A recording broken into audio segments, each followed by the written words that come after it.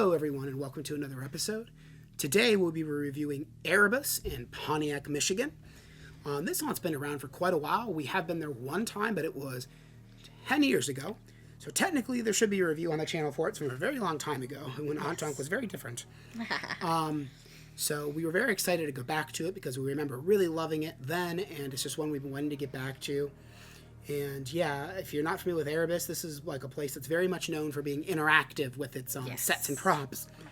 So a lot of things to talk about there. So we're going to go ahead and get into the episode. And I hope you enjoy this episode of Haunt Talk.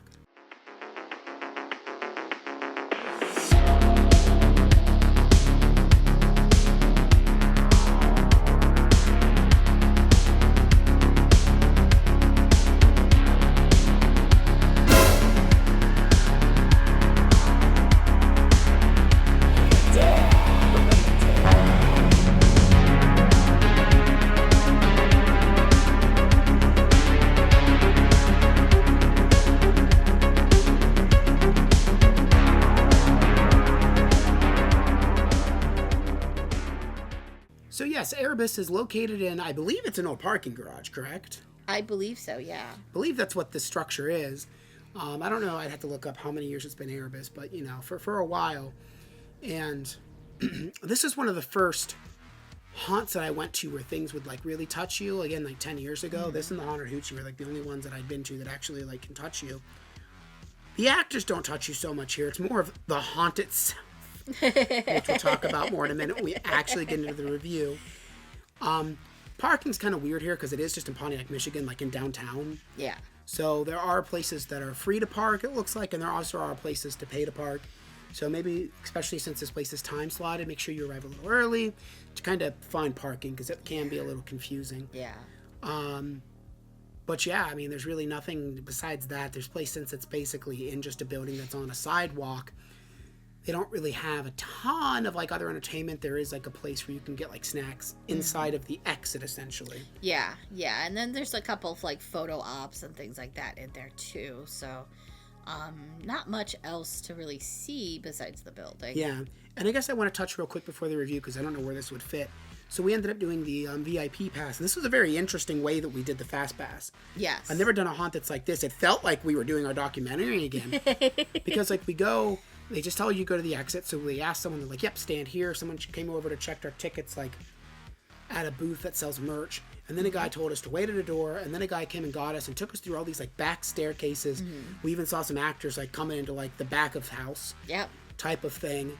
And it was just weird. We walked up, like, all these staircases. And it just felt like we're in a place we shouldn't be. And then, like, whatever door we were in is where the haunt begins. And then he just basically opened the door and, like, shoved us into the pre-show. He's like, go in there. And I'm like, okay.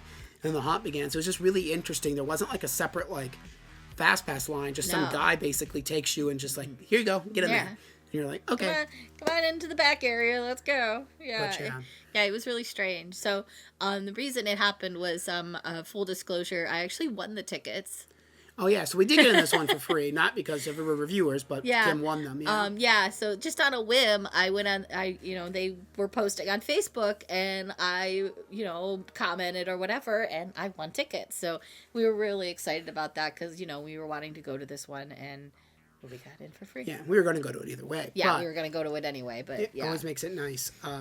But yes, all that being said, now we're going to go ahead and get into the review, which as always means we must refer to the Book of the Dead! Book of the Dead! Book of the Dead! Book of the Dead! So the first scene you get to, which is that pre-show scene we were talking about, it was kind of hard to hear. This sound probably like, I'm surprised, it should have been a little bit louder. Yeah. But there's like a projection and like the actors, like they're talking about stuff and then, I don't know, something happens and like a big hand bursts out of the screen and grabs her. Well, so the main premise of Erebus is that it's a bunch of scientists that are making a time machine. And you have volunteered to go on missions for this time machine to see if it works. And they disguise it as a haunted house so then they get like a lot of people in so they could see what happens. So that's basically what happened is that like they're messing with some stuff. And something like this big hand like bursts out and stuff like that and takes the guy away or whatever. But yeah, it's just it's really strange because I guess the time machine kind of thing kind of allows them to do whatever they want inside the haunted house. Yeah, it's kind of like the reason for having whatever theme they want, because you're just traveling through different dimensions and stuff. So then you get in like, and they do this to kind of block off. It's like weird how they do crowd control here. Yeah. They put you in, it's a box. You think it's an elevator, but it's not. There's just like lights, but you're basically just held in this creepy little box until it's your turn to then enter the haunt itself. Which you do, and this haunt is the weirdest haunted house you'll ever go to. It is designed like no other haunted house. It's more of like a fun house that tries to kill you. So again, there's a lot of stuff. We're going to talk about like the main, like a lot of the interesting, weird stuff. Yeah. Like I think, I don't have it in the notes here, but I think one of the first things, but we missed this scare, but I remember it because it was there last time, is there's like, I think it used to be a spike wall that would fall down, but it was something different now where basically you're walking and there's a scare that happens. And then when you go to like, when it happens to like make you go this way, the whole wall and everything collapses this way. Oh yeah. When we were walking in, it was resetting itself because we instantly got conga line like we did for all of the haunted houses on this trip, unfortunately. But yeah, it's what happens. Then there's like a funny one where there's like an infinity mirror, like floor. And it looks like you have to like put your back up against the wall so you don't fall in the hole. But then the whole wall just pushes you into the hole. And then it gets like really wild, like, oh my gosh, the way they do ceilings and stuff, the amount of crouching and stuff you have to do, it really feels like you're exploring things. Yeah, because like at one point, like you have to go up these like really small stairs that almost felt like catwalk stairs. Yeah, I think they were. You go up these little stairs, and like the one area you actually had to crouch down when you got up to the stairs. It wasn't a full ceiling or anything. It was like probably half my size, and you had to like crouch down and like and crawl through this little area and stuff like that once you get up there. Just like really like weird floors everywhere. Like either they were like wonky like this way or that way, or they were shaking. Yeah. They had those traditional ones that you always see in haunted houses where it's the square and then it's got the little thing in the middle and it just moves around and stuff once you put weight on it. Squishy floors. Yeah. In the swamp, they had like a swamp area with the claustrophobia stuff. And the floor was squishy in there. Yeah. And that one is interesting too because it's so weird how this place is designed. Because again, you're going down a lot. Yeah. And it's weird, like, how it is, because it's kind of like these big concrete ramps, and it's so dark. And that's how the laser swamp goes. But instead of it being a normal laser swamp, you get deeper into it. So it's like a claustrophobia tunnel, but it starts as just the ankle length. And then you wait around it like, it's a little above waist length. And people are, well, we'll talk about that in actors. But it looks like you're going, like, in a swamp. But then you'll start going down and down until the claustrophobia is now above you. And it's complete darkness, but you're also, like, literally walking down a ramp. And so it's so disorientating because not only you're in a claustrophobia tunnel, it's going higher and higher, and you're going down physically yourself. It's really weird. There's this whole section, and it's right after the wall that tries to push you into oblivion, where there's like these walls that come out, and it's kind of like you're playing like Mario or something, where they come out and they try and crush you. So you have to like run between the walls and like stand in a little cubby, and you also have to be crouched because the ceilings are very low in here, and the walls are just coming out trying to crush you.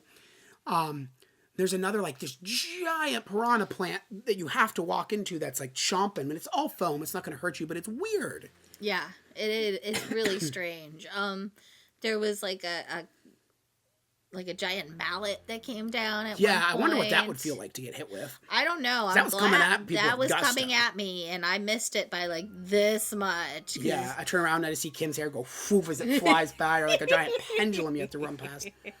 It's funny, because this place just has so many pranks. It's hilarious. But it's really freaky.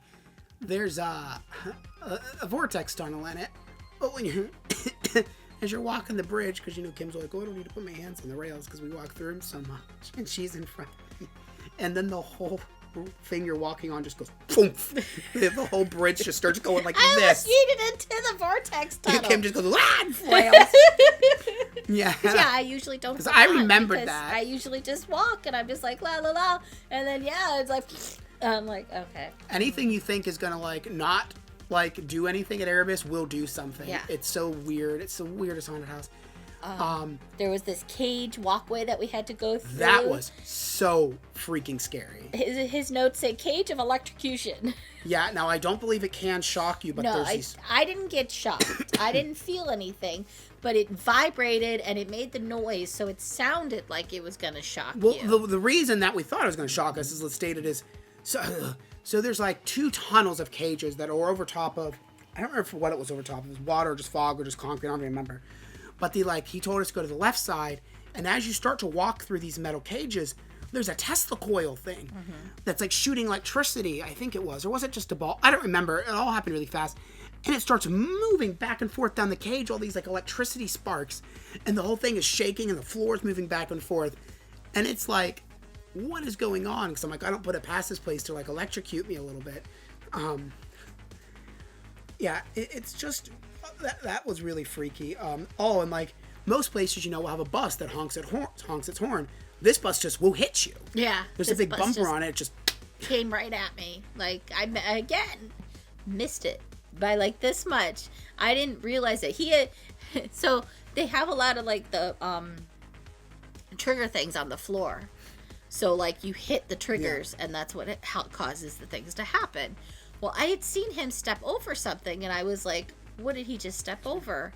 I stepped on it, and then the bus came, and I was like, oh, sorry. Because it was a really loud horn, too. It was like, and I'm like, it just comes out and whacks you a good one. Yeah. But yeah, and the one thing this place is really known for, which I don't know why we didn't get to do it, was the Buried Alive. So basically, it puts you in this really small room, and the ceiling opens and like a ton of black ball pit balls fall on you until they're over your head. But there were people in them screaming because they have multiple of them that they will line you up. But they basically just kept going and made us walk the bypass. Yeah. So I don't know why we didn't get to do it. I was kind of upset because I wanted to do it. But I was looking forward to it. Yeah, we just kind of, for some reason, got forced to skip it. And I don't know why. There's a section of like these walls with just saws that came out of them, but like again, since it's Erebus, they're not like little saws, they're like giant foam saws that like literally shove you. And then they made us walk through a meat grinder. Yeah, and that just kind of pummeled us around a little bit. Yeah, that was kind of terrifying because like they would get like a little bit closer to each other, so you had to like kind of time it when you would walk through it because otherwise they would like squish you, and that was weird. Yeah.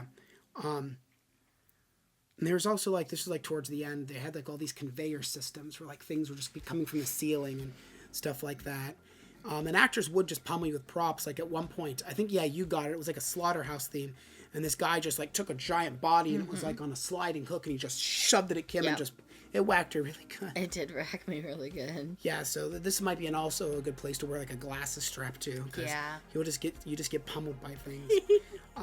It was kind of old school. So like, think if you've been to like Akron Haunted Schools in the Laboratory before it got bought out by the Factory of Terror people, kind of has that vibe, which I really like because not many haunted houses have that vibe. Right.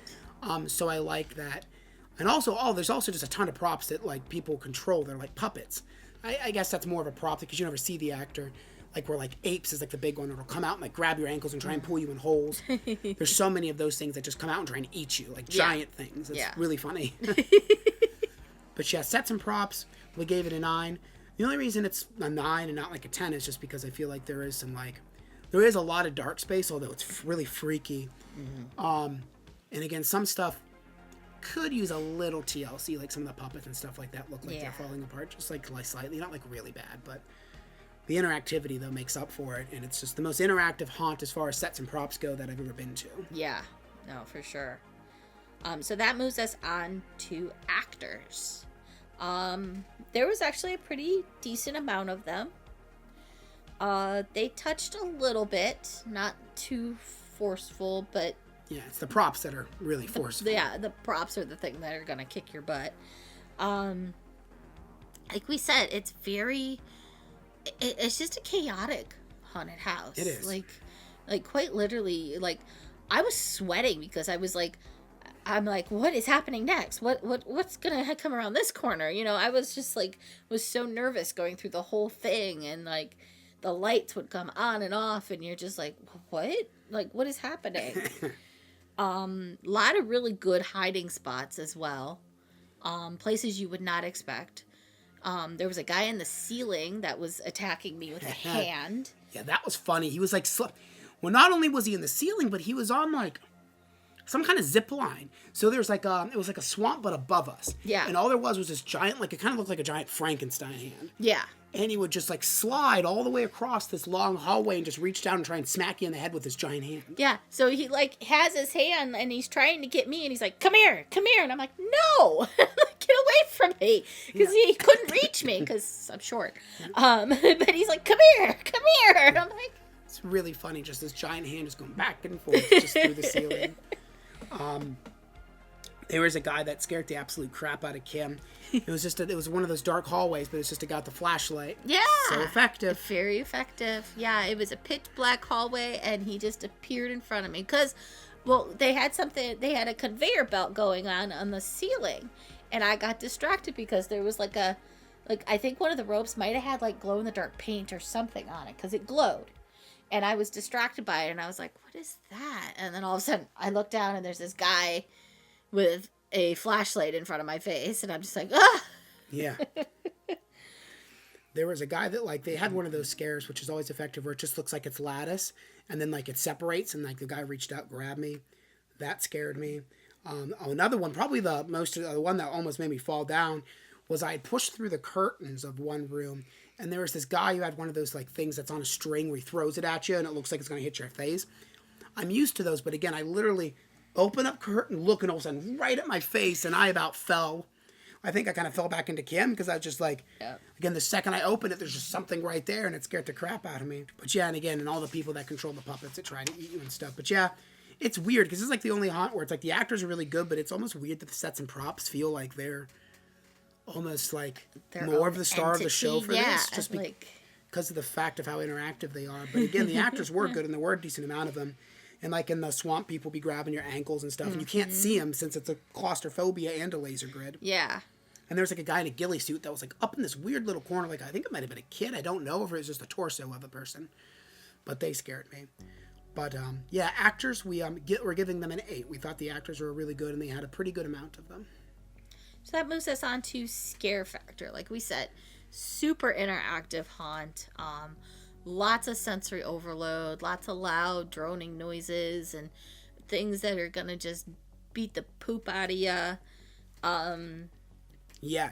It really is freaky, especially since you know how interactive the haunt is. And at any point in time, something could just like run into you. It kind of like throws the predictability out the window because of how weird this place is. And just all the crouching and the going up these little stairs and like never did we have to get on our hands and knees and crawl, but like really ducking low and like, and they'll even scare you when you're in these little spots. And again, like when you're crouching and walls are trying to crush you and it's just like weird. And the amount of darkness, the way this place does darkness on the hills. Oh my God. Is so freaky and it really messes with your eyes. So yeah, we actually think this place it's not like real gory or anything. And again, the actors aren't super intense and scary, but just the way it's designed and the props and the sounds and just, it's very overwhelming if like you have like sensory type of issues. So know that going in. We thought it was really scary. We gave it a 9. It's one of the scarier haunts just by the way it's designed that I've ever been to, which is weird. I'm kind of glad the actors aren't real rough here. It might almost be too much with how crazy the props and stuff that smack you around are. So that brings us to value. So it depends on the day that you're going, what the price is going to be. It's usually between $25 to $39. Yeah, the Fast Pass, I believe, was like $49. Yeah. So, which is what we did. We won it, but that's how much it was going to be when we were going to pay on it. But again, this stuff kind of varies per day. My stopwatch, for some reason, did not like work. It shut itself off. I must have bumped it. I'm guessing, I think it was about 25 minutes is what it took. I'm going to say it's 25 to 30 minutes, depending. I think it would have been closer to 30 minutes if we would have got the buried alive thing, because you do wait in there for a little while you're, getting buried alive. So I'm going to say typically a runtime would be close to a half hour for this place, which is pretty long. Definitely feels like you go through a lot. It doesn't feel short. It's weird. It doesn't feel short, but it also feels quick because of how much variety and things that are going on.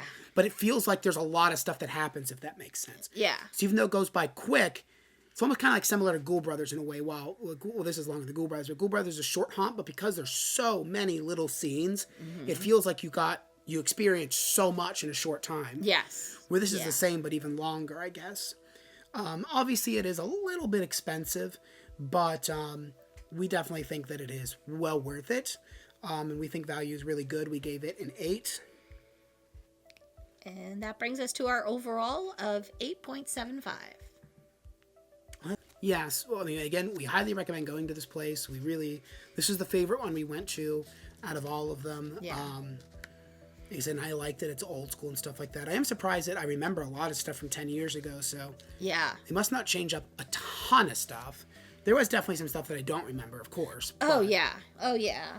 But, like, the swamp is very much what I remember, and some other stuff, too. Like, I remember those castle walls and the thing that pushes you over the infinity floors and that. Yeah, I remember that. I remember the, a lot of the, like, weird, wonky things like that. Like, I remember the walls doing that, and, but, yeah, there was other things that I don't remember that, I really liked. And it fit with the whole, like, fun house that tried to kill you kind of theme. So. Right. Yep, absolutely. But yeah, have you been there? What did you think of it? Make sure you like the video. Make sure you subscribe. Make sure you ring the notification bell so you don't miss any upcoming videos. We still have our Haunt of the Year and, of course, our Halloween yard haunt videos where we actually film a bunch of different yard haunts and stuff like that.